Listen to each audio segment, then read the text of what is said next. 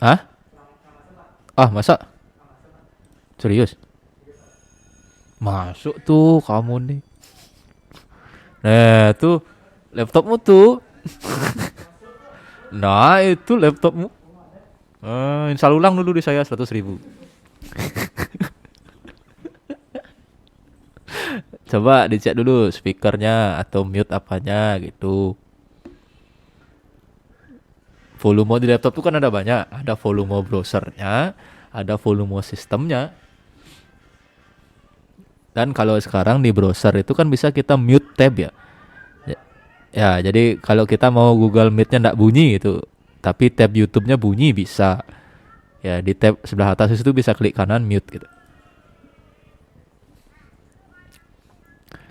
Oke ya, saya langsung saja dengan share screen materinya. Sorry agak terlambat tadi ya.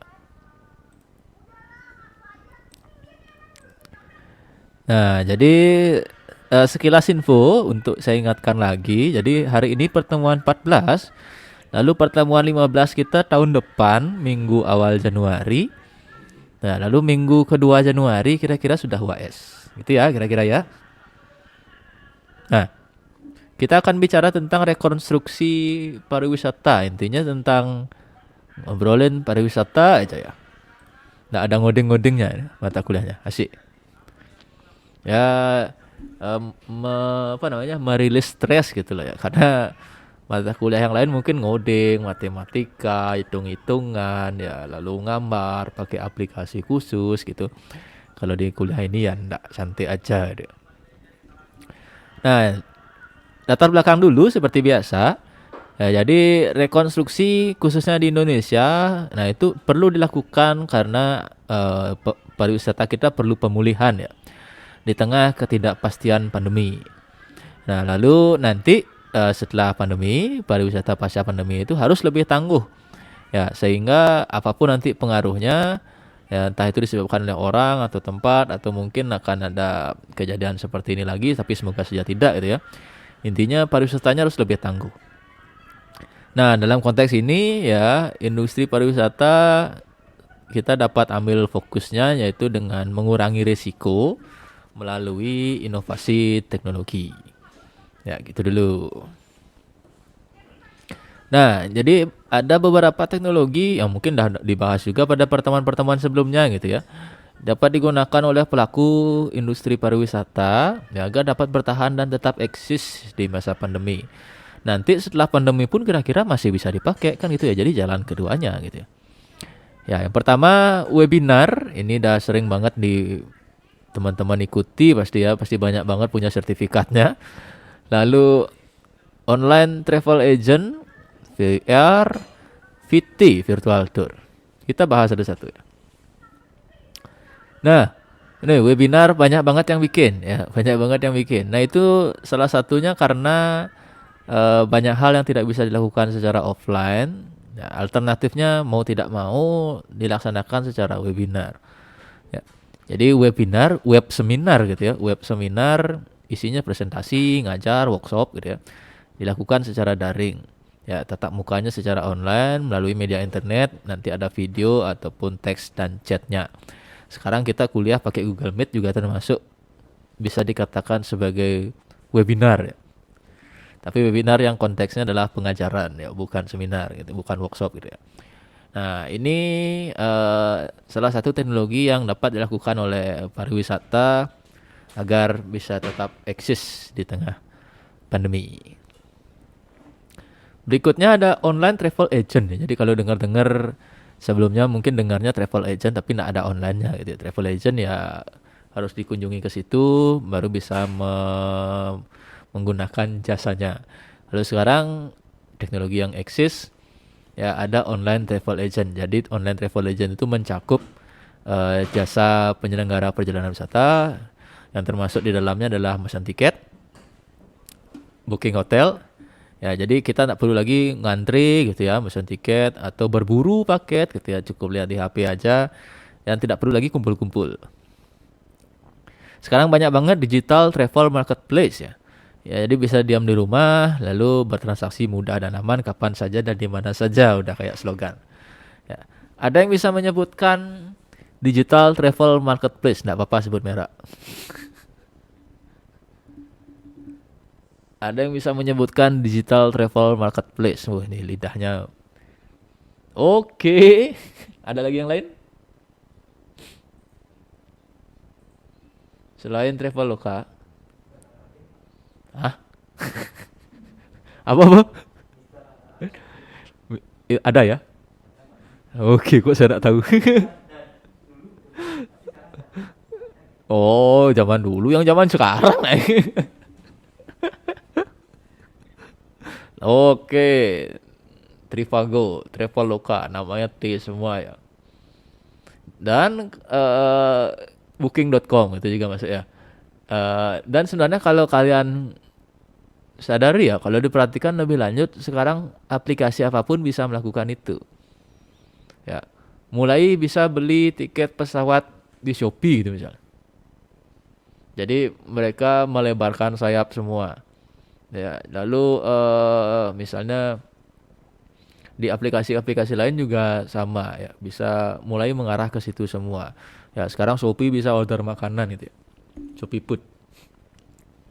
Ya. Nah, yang seperti itu namanya sudah termasuk online travel agent. Ya, jadi bukan lagi kantor travel agent yang masih manual gitu ya, yang seperti itu lalu bikin aplikasi online enggak ya.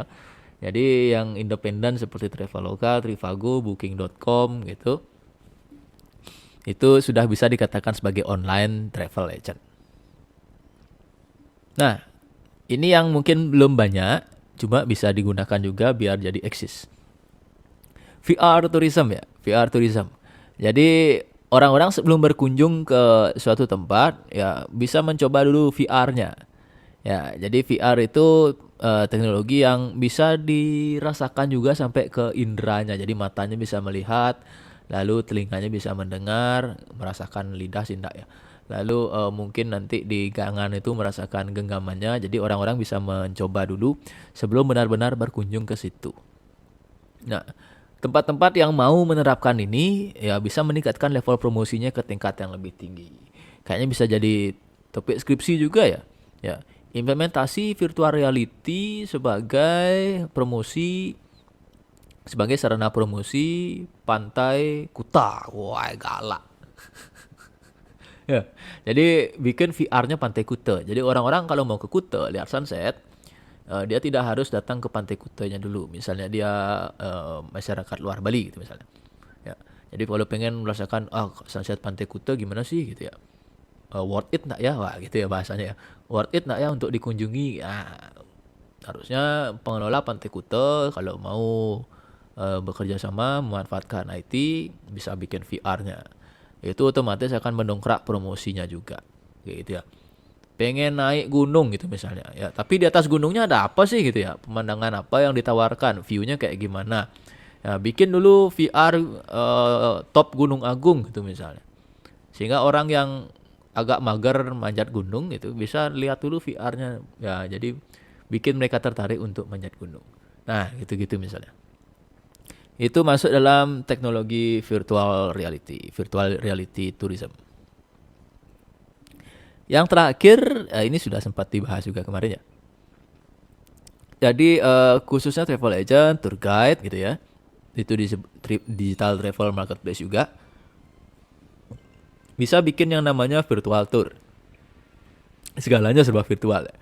Jadi dalam virtual tour ini biasanya tour guide berkeliling ya di sekitar objek wisata. Perjalanannya disiarkan secara live streaming melalui video conference. Ya, melalui dia menjelaskan penjelasan seputar sejarah dan keunikan destinasi wisata masing-masing.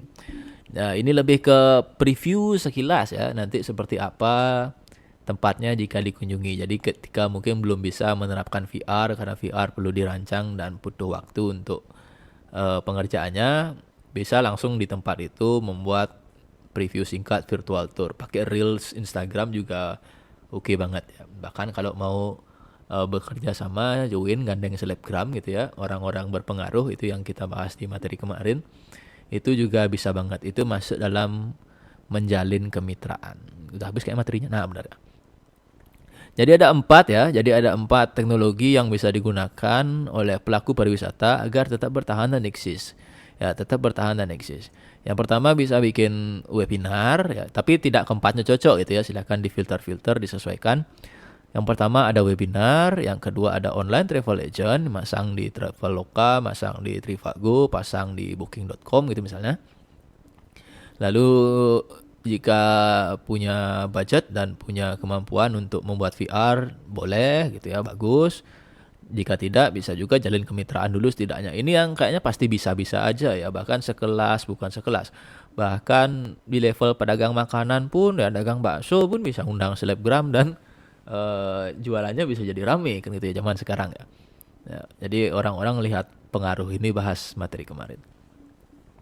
Ya, jadi kalau mungkin ditanya kok apa yang harus saya lakukan di tengah pandemi untuk menyelamatkan usaha pariwisata saya gitu misalnya. Apa yang bisa dilakukan? Nah, salah satu atau lebih dari 4 hal ini bisa dicoba. Semua kembali ke niat aja sih. Ya, kata keempat ini mempunyai kesamaan yaitu teknologi ya. Keempat ini punya kesamaan yaitu teknologi dan kalian adalah orang-orang yang teknologi itu, benar enggak?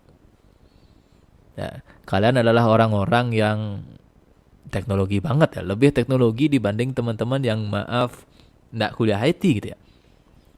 Ya, kalian jauh lebih fasih mengoperasikan Zoom gitu ya, webinar, kalian lebih lebih lebih enggak kagok gitu ya buka aplikasi-aplikasi gitu ya. Apalagi kalau virtual tour gitu, ya kalian banget lah intinya.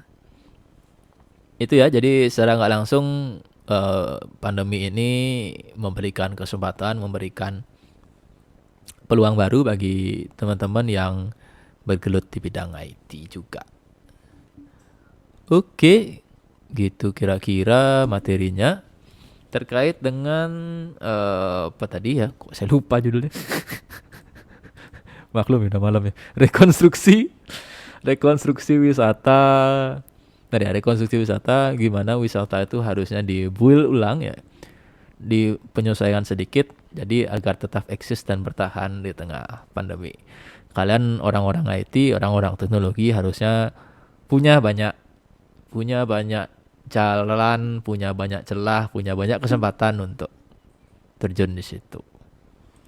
Kira-kira gitu. Maaf, izin rejoin mau pindah laptop silakan.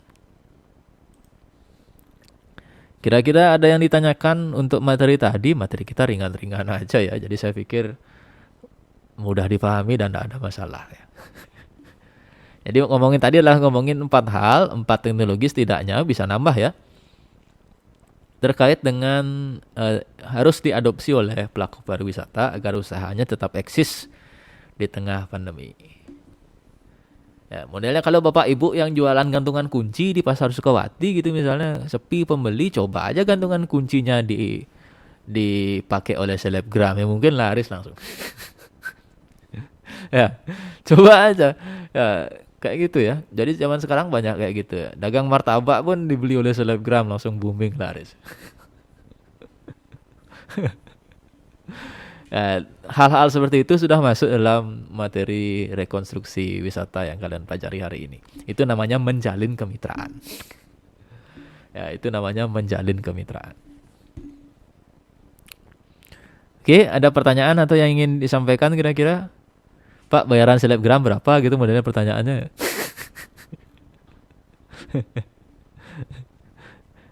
Kita coba bincang-bincang sebelum akhiri kelas ya.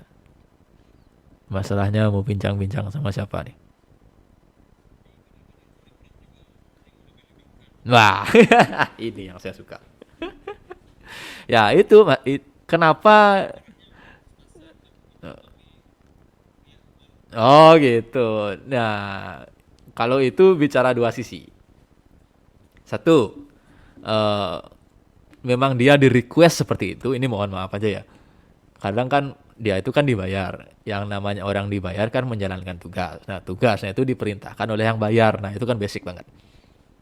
Ya, itu basic standar. Nah, jadi kalau ini saya nak bicara produk A, produk B ya. Ini bicara apa ya? Bicara metode aja, bicara cara. Kalau seperti itu ya berarti kan dia menjalankan pekerjaannya aja ya. Dia selebgram, dia dibayar. Kamu harus bilang ini, bilang ini, bilang ini. Oh, oke, Pak gitu. ya udah dia jalan. Ya. Tapi ada juga selebgram yang secara insting alaminya dia melakukan hal itu padahal nggak disuruh gitu. Ada juga yang kayak gitu. Jadi macam-macam ya. Jadi kita tidak bisa memvonis salah selebgramnya atau salah atau gimana ya. Nggak bisa kita salahin hanya dia. Oh, kamu mau lebih-lebihkan. Tapi padahal dia dibayar untuk melakukan itu. Jadi requestnya adalah itu. Ya, kan dia nggak salah. Dia memang pekerjaannya seperti itu. Kamu melebih-lebihkan. Eh, Ternyata dia memang pembawaannya seperti itu, stylenya seperti itu gitu.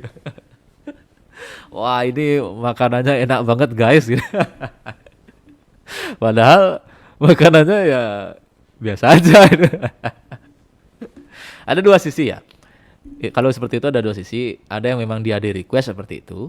Ada yang memang dia yang memang begitu. Gitu.